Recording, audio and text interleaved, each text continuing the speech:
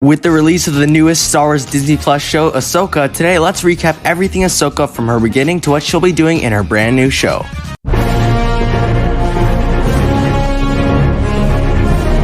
Our story begins with Tales of the Jedi Episode 1, which really takes us through Ahsoka's origins. Though quite a lackluster episode in terms of Star Wars, we do get to see the birth of Ahsoka Tano along with the small village she lives in, inhabited by many other Togruta, which if you didn't know is her species. We get to see some other things from Ahsoka's family, most notably her mother and father, but the main piece of this episode is understanding Ahsoka's very special connection with the Force, and we see how at a very young age she was able to show the power she had. And that leads us into Tales of the Jedi Episode 5, which occurs a few years after Episode 1. At this point, she has begun her Jedi training under Jedi Knight Anakin Skywalker. What? While Ahsoka is able to prove herself through planned tests with training droids, Anakin wants to take it a step further. Going against the other Jedi, Anakin decides to pit Ahsoka against his own clone squadron led by Captain Rex. We see her fail multiple times, but for the people who have watched Clone Wars, and by the way, you definitely should, we can see the parallels between this scene and the Order 66 scene where Ahsoka goes against the clone. When you narrow it down, Anakin's smart use of training here was the reason Ahsoka lived in Order 66. While the Clone Wars movie is not super important for Ahsoka in the grand scheme of things, release date-wise, this was technically the first time Ahsoka was ever introduced in Star Wars. This movie really just shows us the kindness that Ahsoka has, along with her strong connection towards Anakin and even Obi-Wan. The Clone Wars show, on the other hand, is one of the most important things to watch to get to know the character of Ahsoka Tano, and obviously while we can't talk about the entire show, we'll just mention some of the most important episodes for Ahsoka and her story. The Clone Wars Season 3 Episode 6 is a really great one for Ahsoka as it brings out lots of the great skills she possesses. The Jedi Academy tasks her with teaching a group of Mandalorian students, and in the process they discover a new threat.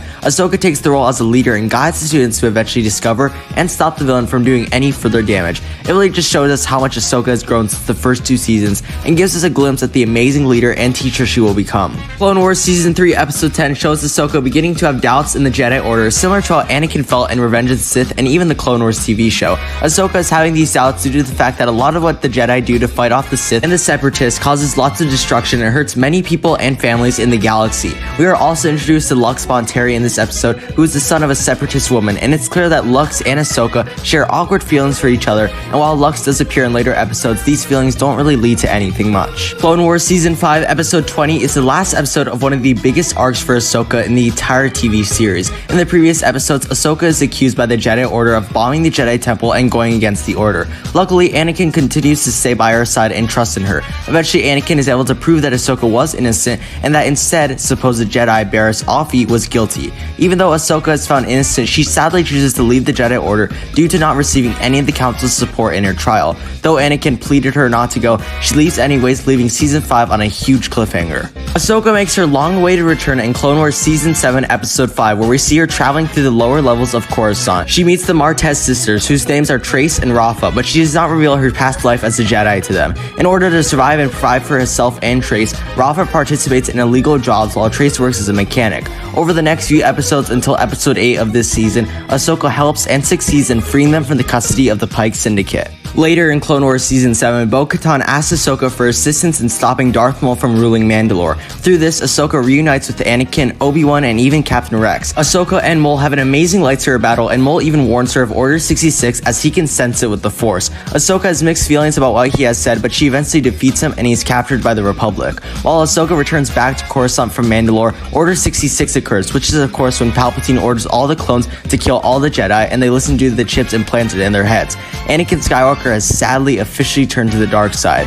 Using the Force, Ahsoka senses the clones about to attack her, and with Anakin's training from Tales of the Jedi Episode 5, Ahsoka is able to deflect all the shots and escape hiding in the ship. Luckily, Ahsoka gets Captain Rex and using a machine takes the chip out of his head, getting him back to his senses. Using their skills and intelligence, Ahsoka and Rex barely make it out alive before the ship crashes in the snow. The episode ends on a sad note, with Ahsoka and Rex posting the clones' helmets in their memory, as well as at a later time Anakin Skywalker, now as Darth Vader, finding one of Ahsoka's lightsabers lying in the snow. Tales of the Jedi Episode 6 tells us that in the aftermath of Order 66, all surviving Jedi have to remain hidden in order to not be captured by the Empire. Ahsoka secretly goes to Padme's funeral, but Bail Organa tells her she must leave in order to not be caught. Ahsoka retreats to a farm village in the galaxy and changes her name to Asha. Unfortunately for her, a hay bale fell from a cart towards one of the people she was working with, so she used the Force to prevent the collision, and so one of the workers noticed and alerted the Empire. Ahsoka does not know of this though, and as part of one of her tasks, she has to leave the village, but upon returning sees the entire village burned to a crisp, with an Inquisitor waiting for her there. Ahsoka saves a fellow villager from being killed by the Inquisitor and is able to defeat the Inquisitor relatively easily. Ahsoka then tells all the villagers to leave the planet and decides for herself that she's going to continue battling the Empire, setting up Star Wars Rebels. Now we get to Star Wars Rebels, and while Ahsoka did make her debut appearance in the Season 1 finale of Rebels, it was more just a little appearance, and for the sake of giving a quick recap, we're going to be focusing on Season 2, Episode 2. This episode was where Ahsoka meets and teams up with the crew of the Ghost, or as I call them, our Rebels of Star Wars Rebels. The Rebels consist of Hera Syndulla, Ezra Bridger, Kanan Jarrus, Sabine Wren, Zeb Orrelios, and their droid, Chopper. Keep in mind that Hera, Ezra, Sabine, and Chopper are going to play major roles in the Ahsoka show. For a small recap, Hera is a Twi'lek who is the captain of the Ghost, Ezra is a Jedi in training under Kanan Jarrus, and Sabine is a Mandalorian warrior and graffiti artist who rebelled against the Empire and joined Hera and Kanan's crew. This episode also shows Ahsoka using the Force to discover that Darth Vader is truly her previous master, Anakin Skywalker. In Season 2, Episode 3 of Rebels, and really throughout most of Season 2, Ahsoka is on the run with the Rebels from the Inquisitors and overall Darth Vader and Emperor Palpatine, but Episode 3 stands out mainly because Ahsoka introduces Captain Rex to the Rebels, confirming to us that he is fortunately still alive. Rex has been living in an AT-TE with Commander Wolf and Commander Gregor. Rex and the others join the Rebels and complete missions and are on the run from the Empire throughout Season 2.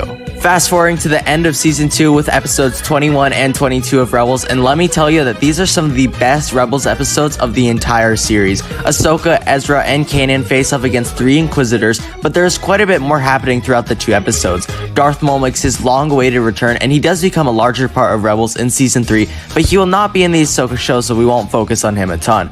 At the end of episode 22, Ahsoka has the amazing lightsaber battle with Darth Vader, and it still is so heartbreaking to see their interaction and just how much Anakin has turned to the dark side. Ahsoka locks herself and Vader into the temple, and Ahsoka sadly dies. And you may be wondering right now, wait, isn't Ahsoka supposed to have her own show, like right now? Well, yes, and we'll get to that a bit later. Oh, and also Kanan is now blind, so I suppose that's good to know.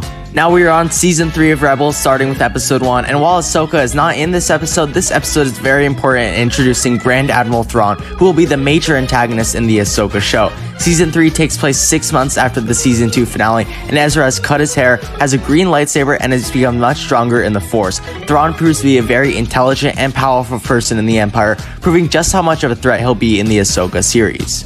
Well, everyone, you know how I previously said Ahsoka dies in her battle against Darth Vader? Yeah, well, unsurprisingly, that changes quite a bit in this episode, which is Season 4, Episode 13 of Rebels. This episode introduces something super new and original in Star Wars known as the World Between Worlds. This is something beyond time or space, meaning it also introduces time travel into Star Wars. In the World Between Worlds, there's a gateway that leads to Ahsoka and Vader's battle in Season 2. Ezra pulls Ahsoka from the gateway, and that's how she survives. It is a bit confusing, but it seems it could be a large part of the Ahsoka series, so it's important to understand the basics of it. Oh, and also sadly, Kanan has died at this point after sacrificing himself to save Ezra and Hera in Season 4, Episode 10. Season 4, Episode 15 of Rebels acts as not just the season finale of Season 4, but the finale of the entire Star Wars Rebels show. Ezra purposely allows himself to get captured by Thrawn in order to get on his ship. Ahsoka, Hera, and Sabine attempt to rescue Ezra, but he refuses so that he can stay on the ship and make sure Thrawn doesn't escape.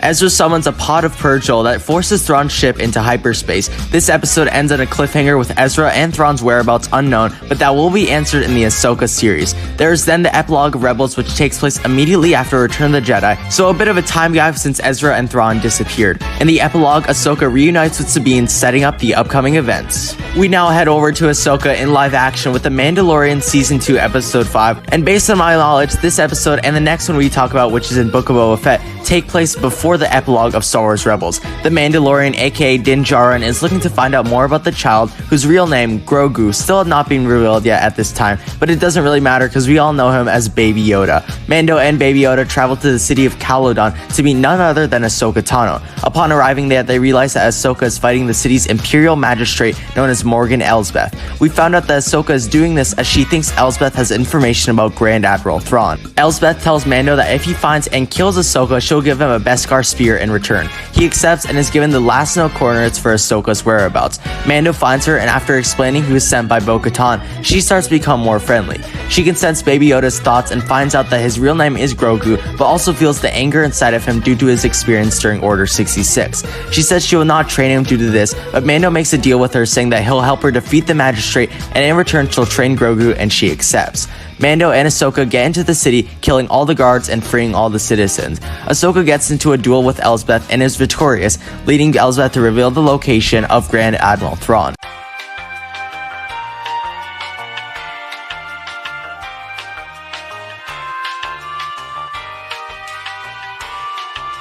We find out that Thrawn was Elsbeth's master, and by the way, don't forget her, as she will be a big part in the Ahsoka series. Even though Mando helped Ahsoka defeat and capture Elsbeth, Ahsoka decides not to train Grogu, saying that he should decide his own path, and instead tells Mando to take him to Tython, as there are old ruins of a Jedi temple there. And our last piece of info occurs in the Book of Boba Fett Season 1, Episode 6, and you do need a bit of information from earlier Mando episodes to understand this. So for those who don't know, in the finale of Mandalorian Season 2, Mando decides to give Grogu to Jedi Master Luke Skywalker for his Jedi training.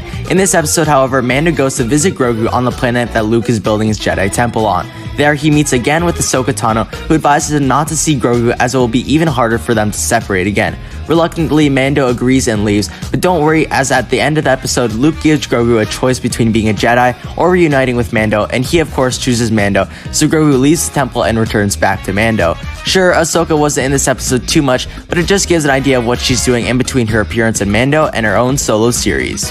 And now, after a very long and adventurous journey, Ahsoka finally gets her own solo series, which kind of acts as a sequel towards the Clone Wars and Rebels TV shows. This series will give us the return of Grand Admiral Thrawn as Ahsoka, Hera, and Sabine work to prevent him from bringing back the Empire, as well as searching for their friend Ezra Bridger. Well, thank you all so much for watching our recap of Ahsoka. I know we are a few days late with this one, but we've just started school, so it's been pretty busy recently, but we hope to create a more organized schedule pretty soon. Thank you so much for watching. We hope you all enjoyed, and we'll see you in the next one.